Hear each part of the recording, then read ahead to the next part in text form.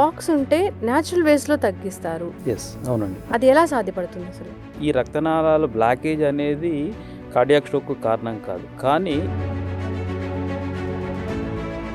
Treatment అంటే అసలు surgery అట్లాంటివి ఏమి ఉండవు. ఎలా ఉంటుంది డాక్టర్ గారు? ఈ బ్లాక్స్ ఏర్పడేటువంటి కారణాలను మనం గుర్తించి వాటికి ట్రీట్మెంట్ చేస్తుంటాం. రూట్ కాజ్‌కి ట్రీట్మెంట్ రూట్ ఇస్తారు. కాజ్ ట్రీట్మెంట్ చేస్తుంటాం. అప్పుడు ఏమవుతుందంటే సెకండ్ స్టేజ్‌లో ఏందంటే ఆల్రెడీ ఒకసారి ప్రోగ్రెస్ తగ్గిపోయినప్పుడు ఆటోమేటిక్‌గా అసలు హార్ట్ ఇష్యూసే రాకూడదు, హెల్తీగా ఉండాలి అంటే ఎలాంటి జాగ్రత్తలు తీసుకోవాలి? ఇంతకుముందు ఏందంటే ఒక 40 ఇయర్స్, 50 ఇయర్స్ తర్వాత రిస్క్ ఫ్యాక్టర్స్ ఉండేటి. ఈ కార్డియాక్ రిస్క్ ఫ్యాక్టర్స్ నౌ-ఏ-డేస్ అట్లా ఏం లేదు. కోవిడ్ తర్వాత ఎక్కువైందా డాక్టర్ గారు హార్ట్ అటాక్ అనేది? అవునండి. కోవిడ్ తర్వాత మరి చాలా ఎక్కువైపోయిందండి. ఎందుకు అనంటే కారణాలు చాలా రకాలుగా ఉన్నాయి. ఏ ఏజ్ నుంచి ఈ హార్ట్‌కి సంబంధించిన టెస్ట్‌లు అనేవి చేయించుకోవాలి ఇప్పుడున్న రిస్క్‌ని బట్టి? అంటే ఉదయం లేచిన కాంచెలి మనం తీసుకునే ఫుడ్ మార్నింగ్ లేవగానే. Welcome to RTV. సో జనరల్గా ఈ మధ్యకాలంలో చూసినట్లయితే హార్ట్ అటాక్ ఎక్కువైపోయింది. యంగ్స్టర్స్లో హార్ట్ అటాక్ అనేది మనం చూస్తూ ఉన్నాము. అయితే ఏంటంటే పాఠాలు చెప్తూ చనిపోతూ ఉన్నారు, వాకింగ్ చేస్తూ చనిపోతూ ఉన్నారు, అంతేకాకుండా డ్యాన్స్ చేస్తూ చనిపోతూ ఉన్నారు. అప్పటి వరకు టెస్టులన్నీ చేయించుకున్నా నార్మల్గా వచ్చినా కానీ హార్ట్ అటాక్ వచ్చి చనిపోయే పరిస్థితి మనం చూస్తూ ఉన్నాము. ఎందుకు ఇలా జరుగుతుంది? దీని గురించి ఆయుర్వేదం ఏం చెప్తుంది? ఎట్లా ప్రివెంట్ చేసుకోవాలి? ఒకవేళ బ్లాక్స్ ఉంటే ఆయుర్వేదం ద్వారా తగ్గించుకోవచ్చా? పూర్తి వివరాలు తెలుసుకుందాం. మనతో పాటు ప్రముఖ ఆయుర్వేద వైద్య నిపుణులు డాక్టర్ కిషన్ గారు ఉన్నారు, ఫ్రమ్ మాధవ్బాగ్ ఆయుర్వేద హాస్పిటల్ నుంచి. డాక్టర్ గారు నమస్తే అండి. నమస్తే అండి. నాకు చాలా చాలా సంతోషం అనిపించింది. ఏంటంటే ఇక్కడ బ్లాక్స్ ఉంటే న్యాచురల్ వేస్‌లో తగ్గిస్తారు. అవునండి. అది ఎలా సాధ్యపడుతుంది అసలు? చాలా వరకు ఈ హార్ట్ బ్లాక్ అనగానే ఆహ్, చాలా అది ఒక రోజులో ఏర్పడే సమస్య కాదండి. అంటే ఒక జరుగుతూ అంటే రక్తనాళాల్లో బ్లాకేజ్ ఏర్పడుతూ మనకు కార్డియాక్ స్ట్రోక్ అని వస్తుంది. ఈ రక్తనాళాల బ్లాకేజ్ అనేది కార్డియాక్ స్ట్రోక్‌కు కారణం కాదు. కానీ ఈ రక్తనాళాల్లో ఏదో ఒక చిన్న పార్ట్ అంటే ఫ్యాట్ పార్ట్ ఆ బ్లాకేజ్ విడిపోయి అది బ్లడ్‌లో ఫ్లో అవుతుంది. బ్లడ్‌లో ఫ్లో అయ్యి ఏదైతే సన్నటి బ్లాక్ ఉందో, సన్నటి ద్వారం ఉందో అక్కడ ఇరుక్కొని పోతుందట. దాన్ని మనం ఎంఐ కిందకి తీసుకుంటాం. అంటే మనకు కార్డియాక్ స్ట్రోక్ కిందకి తీసుకుంటాం. అప్పుడు మనకు సివియర్‌గా స్వెట్ రావడము, జా ఒక దిక్కు పెయిన్ రావడము, బ్యాక్ పెయిన్ రావడము, చెయ్యి లాగడము, చెస్ట్ పెయిన్ రావడం, ఈ సింప్టమ్స్ మనకు కనబడుతుంటే దీన్ని స్ట్రోక్‌గా మనం కన్సిడర్ చేస్తూ ప్రీ ఉంటాము. సిమ్టమ్స్ ఉంటాయా? సిమ్టమ్సే అప్పటికప్పుడు వస్తాయా? దీంట్లో మనకు బాడీ అనేది మనకు ఒక అత్యుత్తమమైన ఇదే అండి. మనకు చాలా లక్షణాలను తెలుపుతూ ఉంటుంది. కానీ మనం వాటిని గుర్తుపట్టం. అంటే గుర్తుపట్టినా నెగ్లెక్ట్ చేస్తూ ఉంటాం. అప్పుడప్పుడు మనకు సడన్‌గా ఈ చెస్ట్ రీజియన్‌లో చిన్నగా పొడిచినట్టు రావడము, ఈ ఒక సైడ్ చెయ్యి లాగుతూ ఉండడము, లేకుంటే ఈ జా ఏరియాలో నొప్పి రావడము, ఇవన్నీ కూడా మనకు ప్రీ సిమ్టమ్స్. ఇవన్నీ మనకు చాలా రోజుల నుంచి వస్తూ ఉంటాయి. అంటే దీన్ని స్టేబుల్ ఆంజైనా అంటారు. అంటే అప్పుడప్పుడు మనకు కనబడుతూ ఉంటాయి. సివియర్‌గా ఏమి ఉండవన్నమాట. సో ఈ విధంగా మనకు ఆ లక్షణాలను మనము ముందే అడ్రెస్ చేసినాం అనుకోండి, మనకు ఎటువంటి ఇబ్బంది ఉండదు. కానీ ఈసీజీ తీయించుకున్నా గానీ నార్మల్‌గా ఉంటది కదా డాక్టర్ గారు? అవునండి. ఈసీజీ నార్మల్‌గా ఉండడము అనేది అంటే కంప్లీట్‌గా మనకు హార్ట్‌లో బ్లాకేజ్ అంటే రక్త ప్రసరణలో డిఫరెన్స్ ఉండి మజిల్స్ వాటి ఎలక్ట్రిక్ సర్క్యులేషన్ డిఫరెన్స్ ఉన్నప్పుడు మాత్రమే మనకు దాంట్లో కనబడుతూ ఉంటాయండి. ఈ ఈసీజీ నార్మల్ వచ్చినప్పటికి కూడా మనకి ఈ సింప్టమ్స్ కనబడినప్పుడు మనం నెక్స్ట్ స్టెప్‌కి వెళ్ళిపోతాం. అంటే స్ట్రెస్ టెస్ట్ అని ఉంటుంది. TMT test. అంటే ఈసీజీ అనేది ఫస్ట్ మనం గుర్తుపెట్టాల్సింది ఏంటంటే నార్మల్ స్టేజ్‌లో తీసిన ఒక ఇది అన్నమాట. అంటే గుండెను నార్మల్ స్టేజ్‌లో ఏ విధంగా ఉంటుంది అనేది చెప్తూ ఉంటుంది. కానీ చాలా మటుకు మనకు ఈ కార్డియాక్ స్ట్రోక్స్ అనేటివి మనం ఎక్సర్సైజ్ చేసినప్పుడు వస్తూ ఉంటాయి. అంటే ఏదైనా ఒక పనిలో ఒత్తిడిలో ఉన్నప్పుడు జరుగుతూ ఉంటాయి. ఫర్ ఎగ్జాంపుల్ ఇప్పుడు మనం చూస్తూ ఉంటాం కదా, జిమ్ చేస్తూ పడిపోవడం, డాన్స్ చేస్తూ అంటే అదంటే ఒక ఎక్సర్సైజ్ టైంలో మన గుండె దాన్ని తట్టుకోలేకపోయింది అని అర్థం దాన్ని. ముందే సో ఉంటాయి. ఆ ఎక్సర్సైజ్ చేసినప్పుడు కూడా మన గుండె ఏ విధంగా తట్టుకుంటుంది అనేది మనం తెలుసుకోవడం ముఖ్యం. దీనికోసమని మనం స్ట్రెస్ టెస్ట్ చేస్తాం. అంటే స్ట్రెస్ టెస్ట్ అంటే ఏంటంటే మనకు ట్రెడ్మిల్ ఏదైతే మనం వాక్ చేస్తుంటాం కదా, దాని మీద నడిపిస్తూ మనము ఈసీజీలో మానిటర్ చేస్తాం చేస్తామన్నమాట. దాంట్లో అంటే ఆ ఎక్సర్సైజ్ చేసినప్పుడు మనకు ఇచ్చిమిక్ చేంజెస్ అంటే గుండెకు రక్త సరఫరా ఎట్లా ఉన్నదనేది దానిలో తెలుస్తూ ఉంటుంది. ఒకవేళ దీంట్లో మనకేమన్నా మైనర్ చేంజెస్ వచ్చాయనుకోండి, నెక్స్ట్ 2D ఈకోకి వెళ్ళిపోతాం. 2D ఈకో అనేది గుండె నుంచి శరీరానికి పంపింగ్ ఎట్లా జరుగుతుంది, గుండె వాల్వ్స్ ఎట్లా ఉన్నాయి, గుండె గదులు ఎట్లా ఉన్నాయి అనేది మనకు తెలుస్తూ ఉంటుంది. దీంట్లో కూడా మనకు మేజర్ చేంజెస్ కానీ మైనర్ చేంజెస్ ఉండి సిమ్టమ్స్ అట్లే ఉంటే మనం యాంజియోగ్రఫీ అనేది పోతూ ఉంటాం. ఈ విధంగా స్టెప్ బై స్టెప్ కార్డియాక్ దానిలో పోతూ ఉంటాం. ఇప్పుడు చాలామంది మన దగ్గరికి వచ్చినప్పుడు సార్ నాకు యాంజియోగ్రఫీ కావాలి అని వస్తారు. అంటే యాంజియోగ్రఫీ అనేది గుండె సంబంధించిన రక్తనాళాలు ఏ విధంగా తెలుసుకోవడానికి ఉపయోగపడుతుంది. కానీ అది అన్ని వేళలో అవసరం లేదండి. ఎప్పుడైతే మనకు ఎమర్జెన్సీ అవసరం అవుతుందో దానిలో మళ్ళీ ఇంకోటి ఏంటంటే అది చిన్న మైనర్ సర్జికల్ ప్రొసీజర్. అంటే మనకు ఒక క్యాథెటర్ను మనకు గుండె దాకా పంపించి దాని ద్వారా మనకు గుండె రక్తనాళాలు ఎట్లా ఉన్నాయి అంటే కరోనరీ ఆర్టరీస్ ఎట్లా ఉన్నదని తెలుపుతూ ఉంటాయి.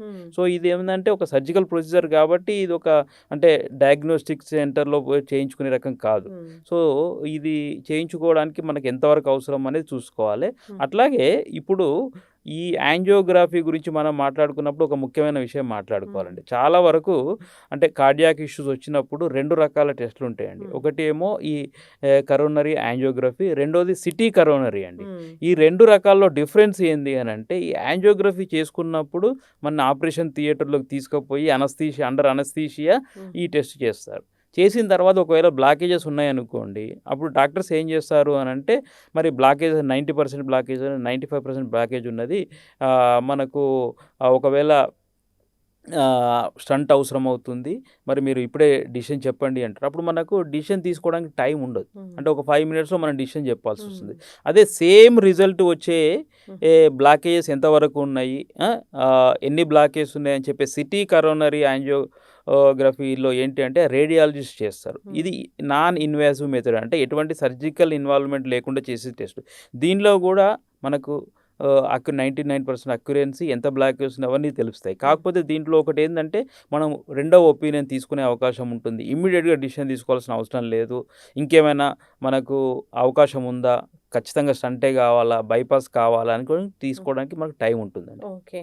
అంటే మన దగ్గర ఎలా ట్రీట్మెంట్ అనేది ఇస్తాము? వాళ్ళకి హార్ట్ ఇష్యూ ఉందని ఈ టెస్ట్‌లన్నీ చేశాకే తెలుస్తదా?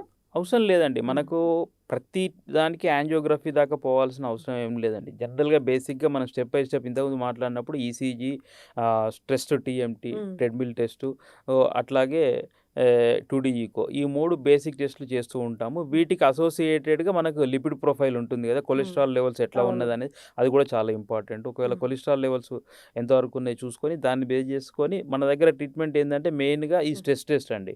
ఈ స్ట్రెస్ టెస్ట్ చేసుకొని బేసిక్‌గా అంటే స్ట్రెస్ ఇండ్యూస్డ్ ఈసీజీ అన్నమాట. ఇది చేసుకొని దీంట్లో మనకు ఎక్సర్సైజ్ టాలరెన్స్ ఎంత ఉంటుందని తెలుస్తుంది. దాన్ని బేస్ చేసుకొని మనం ట్రీట్మెంట్ చేస్తామండి. కొందరు చాలా మటుకు మన దగ్గరికి ఎట్లా వస్తారంటే ఆల్రెడీ యాంజియోగ్రఫీ చేసుకొని సిటీ కరెంట్ చేంజ్ చేసుకొని సార్ మా దగ్గర 90% బ్లాక్స్ ఉన్నాయి, 3 వేజల్లో కూడా 90% బ్లాక్ ఉన్నాయి, ఒక స్టంట్ కావాలంటున్నారు, బైపాస్ కావాలంటున్నారు అని వస్తారు. అటువంటి వాళ్ళకు మనము డైరెక్ట్గా ట్రీట్మెంట్ ఇస్తాం. ట్రీట్మెంట్ అంటే అసలు సర్జరీ అట్లాంటివి ఏమి ఉండవు. ఎలా ఉంటుంది డాక్టర్ గారు? ఇప్పుడు కార్డియాక్ ప్రాబ్లం వచ్చేసరికి మనకు తెలిసిన ట్రీట్మెంట్ ఏంటంటే యాంజియోప్లాస్టీ అండి. ఈ యాంజియోప్లాస్టీ లేదంటే బైపాస్. యాంజియోప్లాస్టీ ఏంటంటే మన కరోనరీ ఆర్టరీలో బ్లాక్ అయినప్పుడు యాంజియోప్లాస్టీ అనే ట్రీట్మెంట్ చేస్తూ ఉంటారు. దాంట్లో ఏంటంటే స్టంట్స్ చేస్తూ ఉంటారు. అంటే ఏదైతే బ్లాకేజెస్ ఏర్పడ్డాయో ఆ బ్లాకేజెస్ని తీసేయడానికి కుదరదు, సర్జరీ ద్వారా తీసేయడానికి కుదరదు. దాన్ని ఏం చేస్తారంటే వెడల్పు చేసి అక్కడ ఒక చిన్నగా రింగ్ లాగా వేస్తారు. ఇది ఏం చేస్తుందంటే మళ్ళీ దాన్ని కొలాప్స్ కాకుండా బ్లడ్ ఫ్లో కరెక్ట్ అయ్యేటట్టు చూస్తూ ఉంటుంది. అయితే మన దగ్గర ఎట్లా చేస్తామంటే ఏదైతే బ్లాక్స్ ఏర్పడ్డాయో ఆ బ్లాక్స్ను మనం కొంత మెల్లగా కరగదీస్తామండి. అంటే అది కోత ఏర్పడుతూ ఉంటుంటుంది. ఏదైతే ఫస్ట్ మనం ఏం చేస్తామంటే ఈ బ్లాక్స్ ఏర్పడేటువంటి కారణాలను మనం గుర్తించి వాటికి ట్రీట్మెంట్ చేస్తుంటాం. రూట్ కాజ్ ట్రీట్మెంట్ చేస్తూ ఉంటాం. అప్పుడు ఏమవుతుందంటే అంటే మళ్ళీ ఏర్పడే ఒక ప్రోగ్రెస్ అనేది ఫస్ట్ తగ్గిపోతుందండి. సెకండ్ స్టేజ్లో ఏంటంటే ఆల్రెడీ ఒకసారి ప్రోగ్రెస్ తగ్గిపోయినప్పుడు ఆటోమేటిక్గా అక్కడ ఉన్న కొలెస్ట్రాల్ అనేది మెల్లగా తగ్గిపోతుంది, వాపు తగ్గిపోతుంది. మనం ఇచ్చే ట్రీట్మెంట్లో మెడిసిన్స్ ఇస్తాము, ఆయుర్వేదిక్ పంచకర్మ ట్రీట్మెంట్ చేస్తాము, డైట్ చేంజెస్ అనేది కంపల్సరీ అండి. డైట్ చేంజెస్ చేస్తాము, లైఫ్ స్టైల్ చేంజెస్ అనేది చెప్తూ ఉంటాం. ఈ 4 ద్వారా చాలా కేసుల్లో మేము వితౌట్ అంటే కంపల్సరీ ఇంకొక నీకు 1 అవర్, 2 అవర్స్‌లో వితిన్ ద 24 అవర్స్‌లో హ్మ్. నీకు స్టంట్ గాని, బైపాస్ గాని చేసుకోవాలే. హ్మ్. చేసుకుంటే గాని నీ లైఫ్ ఇంకా పొడిగించబడను అనే దాంట్లో కూడా మనం సక్సెస్‌ఫుల్‌గా ఆ బ్లాకేజ్‌ని క్లియర్ చేసి హ్మ్. ఇప్పుడు వాళ్ళు రొటీన్ లైఫ్ చేసుకునేటట్టు చేయగలుగుతున్నామండి. డిఫరెంట్ థెరపీస్ ఉన్నాయి మన దగ్గర. అవునండి. ఓకే. ముఖ్యంగా డిఫరెన్స్ థెరపీస్ అంటే మెడిసిన్స్ ఉంటాయి. హ్మ్. ఆయుర్వేదిక్ మెడిసిన్స్ ఉంటాయి. పంచకర్మ ట్రీట్మెంట్ ఉంటుందండి. రిసర్చ్ ఓరియెంటెడ్ పంచకర్మ ట్రీట్మెంట్ ఉంటుంది. హ్మ్. దీంట్లో మెయిన్‌గా ఒక 3 రకాల ట్రీట్మెంట్స్ ఉంటాయండి.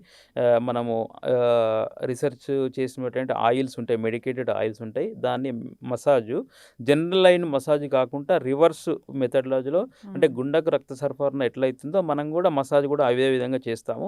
ఆ తర్వాత మెడికేటెడ్ స్టీమ్ ఇస్తాం. హ్మ్. ఆ స్టీమ్ ఇచ్చినప్పుడు ఆ బ్లడ్ వెసల్స్ అనేటివి డైలేట్ అవుతుంటాయి. సో, ఆ తర్వాత మనము వస్తీకర్మ అని ఒక మెయిన్ ట్రీట్మెంట్ చేస్తాము. హ్మ్. మెడికేటెడ్ ఎనిమా ఇస్తాము. ఈ హ్మ్. తర్వాత శిరోధార, హృదయధార, హృదయవస్తి అనే ట్రీట్మెంట్స్ ఉంటాయి. హ్మ్. సో, ఈ డిఫరెంట్ ఆఫ్ ట్రీట్మెంట్స్ చేసుకుంటూ వాళ్ళని ఎడ్యుకేట్ చేస్తాం. లైఫ్ స్టైల్‌లో ఫుడ్ హ్యాబిట్స్ ఎట్లా ఉండాలి. హ్మ్. ప్లస్ స్పెసిఫిక్ ఎక్సర్సైజ్ ఉంటాయి. అంటే మనం జనరల్‌గా ఏందంటే డాక్టర్స్ దగ్గరికి పోయినప్పుడు కార్డియాక్ గానీ, diabetic issue, life style issues వచ్చినప్పుడు మీరు ఫిజికల్ యాక్టివిటీస్ చేయాలి అవును. హ్మ్. అనే చెప్తారు గానీ, ఏమి ఫిజికల్ యాక్టివిటీ స్పెసిఫిక్ యాక్టివ్ అనేది చెప్పరు. హ్మ్. సో, దాంట్లో మనం ఏందంటే రిసర్చ్ చేసాం కొన్ని రోజులు. ఒక 10, 15 ఇయర్స్ రిసర్చ్ చేసాము. ఆ రిసర్చ్ చేసి దాని ప్రకారం మనం ఇది చేస్తున్నామండి. ఓకే. అయితే డాక్టర్ గారు అసలు హార్ట్ ఇష్యూసే రాగూడదు. హెల్తీగా ఉండాలి అంటే ఎలాంటి జాగ్రత్తలు తీసుకోవాలి? హార్ట్ ఇష్యూసే రాకూడదనేది ఫస్ట్ బేసిక్‌గా మనము ఈ లైఫ్ స్టైలు, కొలెస్ట్రాల్ చూసుకోవాలండి. హ్మ్. ఒక సర్టెన్ ఏజ్ వచ్చిన తర్వాత ఇంతకుముందు ఏందంటే ఒక 40 ఇయర్స్, 50 ఇయర్స్ తర్వాత రిస్క్ ఫ్యాక్టర్స్ ఉండేటియి. కార్డియాక్ రిస్క్ ఫ్యాక్టర్స్ నౌ-ఏ-డేస్ అట్లా ఏం లేదు.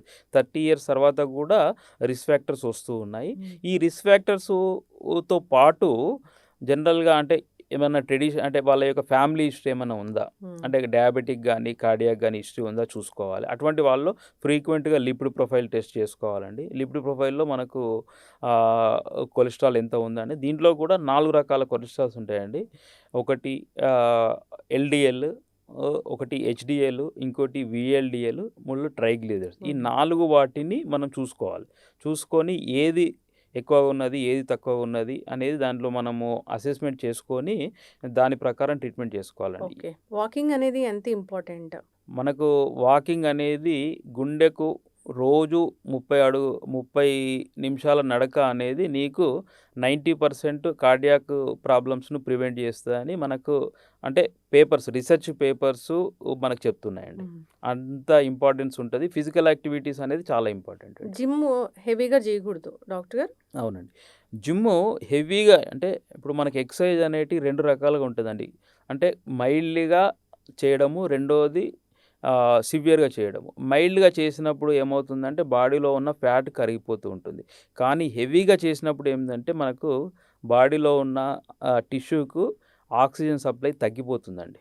సో, ఆక్సిజన్ తగ్గిపోయినప్పుడు మనకు తెలియని బాడీలో ఉన్న చేంజెస్ వచ్చి ఒకవేళ పొరపాటున ఆల్రెడీ ఏమన్నా మనకు తెలియని ఇష్యూస్ ఉన్నాయి అనుకోండి బ్లడ్ వెసల్స్‌లో హ్మ్. ప్లేక్స్ అనేటియి మనకు సడెన్‌గా విడిపోయి ఈ కార్డియాక్ అరెస్ట్‌గా అయ్యే అవకాశాలు ఉంటాయండి. కోవిడ్ తర్వాత ఎక్కువైందా డాక్టర్ గారు హార్ట్ అటాక్ అనేది? అవునండి. కోవిడ్ తర్వాత మరి చాలా ఎక్కువైపోయిందండి. ఎందుకు అనంటే కారణాలు చాలా రకాలుగా ఉన్నాయి.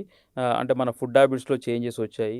మెయిన్‌గా ఎక్కువ నాన్ వెజిటేరియన్ ఆ కోవిడ్ టైంలో ఒక అపోహ ఉండేది. నాన్ వెజిటేరియన్ ఎక్కువ తీసుకొని ప్లస్ ఈ డ్రై ఫ్రూట్స్ ఎక్కువ తీసుకుంటే మనము ఈ కోవిడ్ నుంచి ప్రివెంటివ్ ఆస్పెక్ట్ చేసుకోవచ్చు అని అనుకున్నది. కానీ అది చాలా వరకు మన డైజెస్ట్ సిస్టమ్ డిస్టర్బ్ చేసేసి ఈ కొలెస్ట్రాల్ పెరగడానికి కారణమైనయి. అలాగే ఒత్తిడి కూడా చాలా మేజర్ రోల్ అండి. హ్మ్. ఒకే రకమైన ఫుడ్ హ్యాబిట్స్ తీసుకున్న వాళ్ళలో కూడా హ్మ్. మనకు హార్ట్ అటాకు కొందరిలో వస్తుంది, కొందరిలో రావట్లేదు. ఎందుకు అనంటే ఈ స్ట్రెస్ ఫ్యాక్టర్ అనేది చాలా కీలక హ్మ్. రోల్ ఉంటుందండి. స్ట్రెస్ లేనిది ఎవరికి డాక్టర్ గారు? స్ట్రెస్ లేనిది ఎవరికీ ఉండరండి. హ్మ్. కానీ మనం తీసుకునే దాన్ని బట్టి ఉంటుందండి. అంటే ఎంతవరకు మనము బర్డెన్ చేయగలుగుతాము అనంటే ఈ స్ట్రెస్ గురించి మీకు చెప్పేటప్పుడు ఏందంటే, ఈ స్ట్రెస్ వలన మనకు అడ్రినలిన్, కార్టిజోల్ అనే ఒక హార్మోన్ రిలీజ్ చేస్తాయండి. హ్మ్. ఈ హార్మోన్స్ ఏం చేస్తున్నాయంటే శరీరంలో మనకు వాపును క్రియేట్ చేస్తాయి. హ్మ్. అంటే ఈ వాపు అనేది బ్లడ్ వెసల్‌లో కూడా మనకి ఈ వాపు వస్తూ ఉంటుంది. ఈ బ్లడ్ వెసల్‌లో వాపు వచ్చినప్పుడు మరి దాన్ని రిపేర్ చేయడానికి వాపు అంటే ఇన్‌ఫ్లమేషన్. ఈ ఇన్‌ఫ్లమేషన్‌ను రిపేర్ చేయాలంటే ఏం కావాలి అంటే కొలెస్టరాల్ కావాలండి. హ్మ్. ఈ ఫ్యాట్ అనేది రిపేర్ చేయడానికి పోతూ ఉంటుంది. హ్మ్. ఆ ఇన్‌ఫ్లమేషన్ తగ్గడం రిపేర్ చేయడానికి పోయి అక్కడ డిపాజిట్ అవుతూ ఓకే. ఉంటుందండి. సో, హ్మ్. దీన్ని ఆక్సిడేటెడ్ స్ట్రెస్ అంటామండి. హ్మ్. డ్యామేజ్ అనేది జరుగుతూ ఉంటుంది. దీన్ని మనకు తెలియని ఇది. అంటే స్ట్రెస్ ఉంటుంది. మనం ఒక 1 అవర్, 2 అవర్స్ వచ్చిన స్ట్రెస్‌ను మనం తట్టుకోగలుగుతాం. కానీ అదే విధంగా రోజుల తరబడి మన శరీరం మీద ఒత్తిడి ఉందనుకోండి, దానికి బాడీ తట్టుకోలేదు. So, okay. ఈ టైంలో మనకు శరీరం రక్తనాళాల్లో వాపు ఏర్పడి, అప్పుడు మనకు ఈ ఫ్యాట్ అక్కడ డిపాజిట్ అయ్యి, అది హ్మ్. మెల్లగా మెల్లగా ఒక బ్లాకేజ్ లాగా ఏర్పడుతూ హ్మ్. ఉంటుందండి. ఇప్పుడు ఏ ఏజ్ నుంచి ఈ హార్ట్‌కి సంబంధించిన టెస్ట్‌లనేవి చేయించుకోవాలి? ఇప్పుడున్న రిస్క్‌ని బట్టి? ఇప్పుడున్న రిస్క్‌ని బట్టి అనంటే, ఏజ్ ఫ్యాక్టర్ అనేది దీంట్లో పెద్దగా లేదండి. హుహు. ముఖ్యంగా మనం ఎందుకు చెప్పవచ్చు ఏజ్ ఫ్యాక్టర్ లేదు అని అనంటే, నవేడేస్ ఉన్న లైఫ్ స్టైల్ బాగా చేంజెస్ అయిపోయినాయండి. ఫుడ్ హ్యాబిట్స్ చేంజ్ అయిపోయినాయి. అంటే ఉదయం లేచిన కాంచెలి మనం తీసుకునే ఫుడ్డు మార్నింగ్ లేవగానే బెడ్ కాఫీ లేదా బెడ్ హ్మ్. టీ తాగుతూ ఉంటాం. ఇది శరీరంలో అంతా వాపుకు కారణమవుతూ ఉంటుంది. అంటే ఇన్‌ఫ్లమేషన్ కారణమవుతూ ఇన్ఫర్మేషన్. ఉంటుంది. ఆ తర్వాత మనం తీసుకునే మెయిన్‌గా ఈ కార్బోహైడ్రేటు మోర్ కార్బోహైడ్రేట్ లేకుంటే ప్రాసెస్డ్ ఫుడ్డు, మైదా పదార్థాలు ఎక్కువ తీసుకుంటాం. అట్లా ఆయిల్ వస్తువులు ఎక్కువ తీసుకుంటూ ఉంటాము. ప్లస్ మనకు మానసిక ఒత్తిడి. హ్మ్. ఇవన్నీ కారణాలు. అట్లాగే ఈ మన డయాబెటిక్ కానీ, హ్మ్. హైపర్ టెన్షన్ గానీ, థైరాయిడ్ ఇష్యూస్ ఉన్నాయో హ్మ్. చూసుకోవాలి. ఇవన్నీ రిస్క్‌లు ఉన్నప్పుడు మనకు హ్మ్. రెగ్యులర్‌గా cardiac checkup, lipid profile check చేసుకుంటూ ఉండాలండి. అది ఏజ్ అనేది పెద్దగా లిమిటెడ్ లేదు.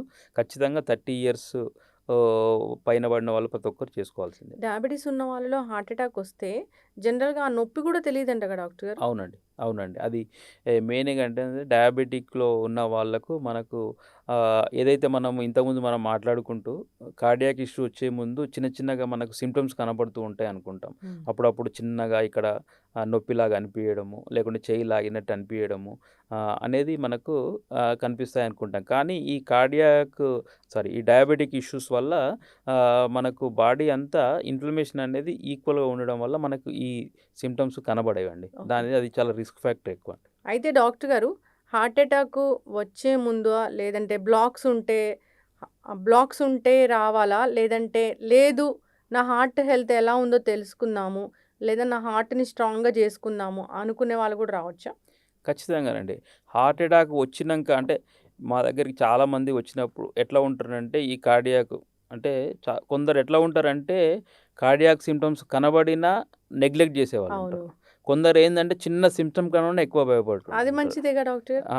అది మంచిది కాదండి. 2 మంచివి కావండి. హ్మ్. 2 మంచివి కాదు. అంటే స్టేబుల్‌గా ఉండి ఒకవేళ మనకేమైనా సింప్టమ్స్ కనబడినా మనము ఆదుర్దా పడకుండా, టెన్షన్ పడకుండా దీన్ని మనం ఏం చేసుకోగలుగుతామని ప్రశాంతంగా ఆలోచించినప్పుడు అన్నీ ఉంటాయి. చాలామంది వచ్చి నేను యాంజియోగ్రఫీ చేసుకోవాలనుకుంటాను అంటారు. అవసరం లేదండి. అంటే స్టెప్ బై స్టెప్ ఈసీజీ మీకు ఇంతకుముందు అవన్నీ చెప్పినట్టు హ్మ్. ఒకదానిపై ఒకటి చేసుకుంటూ ఉండాలి. లిపిడ్ ప్రొఫైల్ అనేది మనకు చాలా ఇంపార్టెంట్. హ్మ్. ఇప్పుడు మీకు దీంట్లో కొలెస్ట్రాల్ గురించి చెప్తానండి. హ్మ్. కొలెస్ట్రాల్ అనేది 2 రకాలు. గుడ్ కొలెస్ట్రాల్, బ్యాడ్ హ్మ్. కొలెస్ట్రాల్ ఉంటుంది. ముఖ్యంగా ఎల్‌డీఎల్, హెచ్‌డీఎల్, వీఎల్‌డీఎల్, ట్రైగ్లిజరైడ్స్. హ్మ్. యాక్చువల్‌గా మనకు చాలామంది అనుకుంటారు ఈ కొలెస్ట్రాల్ మనకు శత్రువు కాదండి. హ్మ్. కొలెస్ట్రాల్ మనకు చాలా అవసరం హ్మ్. బాడీకి. కొలెస్ట్రాల్ మనకెందుకు అవసరము అనంటే, మన యొక్క బ్రెయిన్ యొక్క వర్క్ చేయడానికి, అట్లాగే మనలోని హార్మోన్స్ అన్నిటిని హ్మ్. తయారీ చేయడానికి, అట్లాగే మన దగ్గర ఉన్న బాడీలో ఉన్న టిష్యూస్ యొక్క గోడ నిర్మాణం అంటే సెల్ మెంబ్రేన్ అంటాం. ఆ గోడ నిర్మాణానికి కూడా ఈ కొలెస్ట్రాల్ అవసరం. మరి పూర్తిగా కొలెస్ట్రాల్ లేకుంటే మన ఈ వర్క్ అనేది జరగదు కదా! హార్మోన్స్ మనకు కంపల్సరీ కావాలి కదా!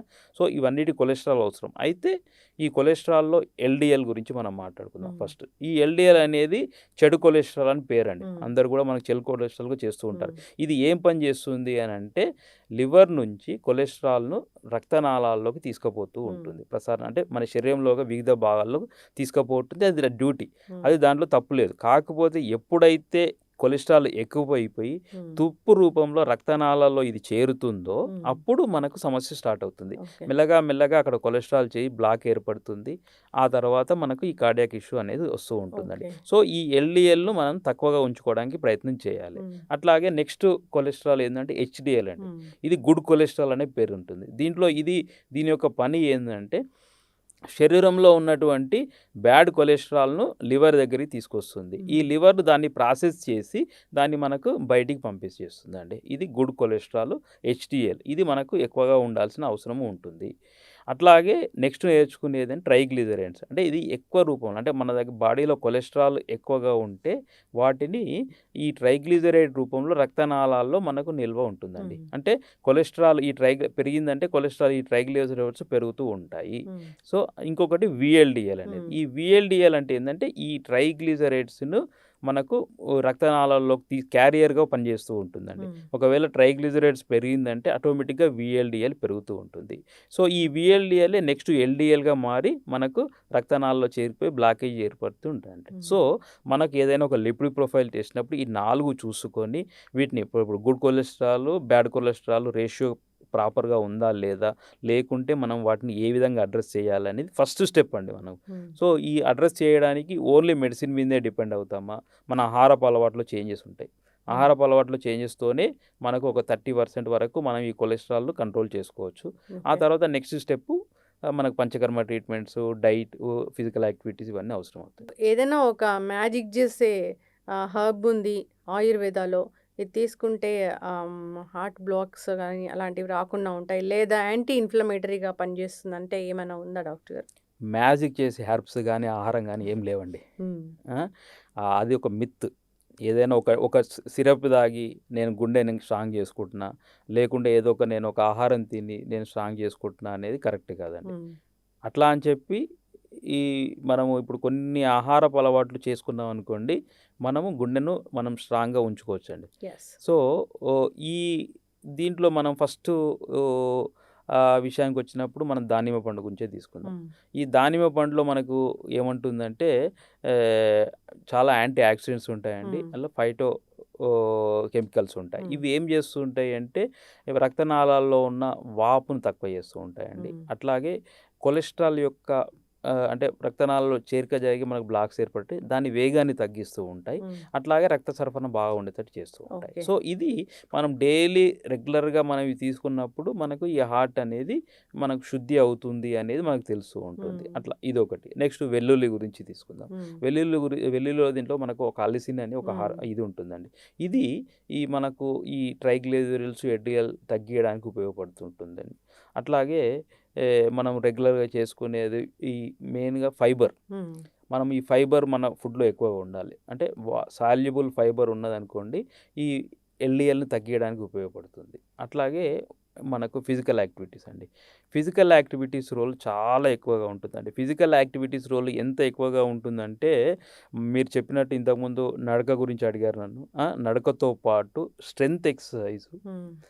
Plus breathing, plus meditation. ఈ బ్రీతింగు, మెడిటేషన్ ఏందంటే, బ్రీతింగ్ చేసినప్పుడు మనకు ఆక్సిజన్ సప్లై బాడీలో పెరిగిపోయి, ప్రతి టిష్యూకి కూడా ఫ్రెష్ ఆక్సిజన్ సప్లై వస్తుంది. ఫ్రెష్ ఆర్గాన్స్ అన్నీ కూడా యాక్టివ్‌గా అయిపోతాయి. అట్లాగే మెడిటేషన్ చేసినప్పుడు ఏదైతే మనకు స్ట్రెస్ ఫ్యాక్టర్స్ మనం జీవితంలో మీరన్నారు గదా! స్ట్రెస్ లేని వ్యక్తి ఎవరైనా ఉంటారా అంటే, స్ట్రెస్ లేని వ్యక్తి ఎవ్వరు ఉండరు. హ్మ్. కాకపోతే మనం తీసుకోవడము, దాన్ని ఎట్లా మెయింటైన్ చేసుకుంటామని. ఒక 15 నిమిషాలు మెడిటేషన్ చేసినామనుకోండి, మీకు ఒక హాఫ్ డే మీరు యొక్క మళ్ళీ ఎనర్జిటిక్‌గా వర్క్ చేయడానికి కొంత శక్తి వస్తుందండి. యెస్. సో, ఈ విధంగా మనం చేంజెస్ చేసుకుంటూ ఉంటే, హ్మ్. ఈ కార్డియాక్ ఇష్యూని మనం తగ్గించుకోవచ్చండి. యెస్. చాలా చక్కగా చెప్పారు డాక్టర్ గారు. అంటే ఒక ఆల్టర్‌నేటివ్ ట్రీట్‌మెంట్ అనేది ఉంది. ఈ బ్లాక్స్‌ని మనం ఈజీగా తగ్గించుకోవచ్చు. ఆహ్, పూర్తిగా తగ్గించుకోవచ్చు గూడా. సో, కోతలేమీ ఉండవు దానికి. సర్జరీ దాకా వెళ్ళాల్సిన పని గూడా ఉండదు. సో, అది చాలా చక్కగా చెప్పారు. అందరూ కూడా ఫాలో అవ్వాలి. అంతే కదా! హార్ట్ హెల్త్ గురించి మనం ఎలాంటి జాగ్రత్తలు తీసుకోవాలి, ఎలాంటి ఆహార నియమాలు పాటించాలి అనేది అందరూ ఫాలో అవ్వాలి డాక్టర్ గారు. చాలా చక్కటి ఇన్ఫర్మేషన్ అండి. ఇదొక మంచి ట్రీట్మెంటు. అందరూ కూడా వినియోగించాలని కోరుకుందాం. మనం ఈ కార్డియాక్ గురించి మాట్లాడినప్పుడు ఆహ్, చాలా మట్టుకు ఏందంటే కొందరు యాంజియోగ్రామ్ చేసుకోవాలనుకుంటూ ఉంటారు. లేదంటే యాంజియోగ్రామ్ చేసుకోవాల్సొస్తదని భయపడుతూ ఉంటారు. కొందరు యాంజియోగ్రామ్ చేసుకున్నాక యాంజియోప్లాస్టీ అవసరమైతదా? యాంజియోప్లాస్టీ అంటే స్టంట్స్ చేయడం అనమాట. యాంజియోప్లాస్టీ ఏసిన తర్వాత కూడా మళ్ళీ వాటి మీద కొలెస్ట్రాల్ చేసి ఏర్పడుతూ ఉంటుంది. అట్లాగే 2, 3 టైమ్స్ యాంజియోప్లాస్టీ చేసుకున్న వాళ్ళు కూడా ఉంటారు. ఎందుకంటే ఒకసారి యాంజియోప్లాస్టీ చేసినంత మాత్రాన మనకు కార్డియాక్ ప్రాబ్లమ్ నుంచి దూరంగా పోయినామనేది కాదు. అట్లాగే ఈ యాంజియోప్లాస్టీ 2, 3 టైమ్స్ చేసినాక లాస్ట్‌కు బైపాస్ సర్జరీ అవసరమైతుందండి.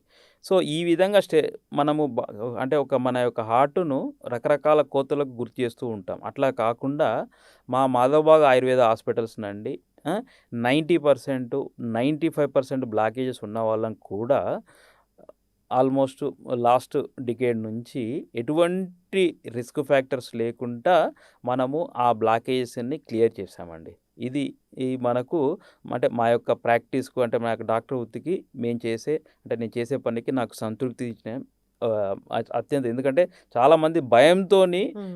చేసుకోరు. ఒకసారి గుండె ఆపరేషన్ అనంగా భయమే ఎక్కువ మంది అవును. ఉంటుంది దాంట్లో.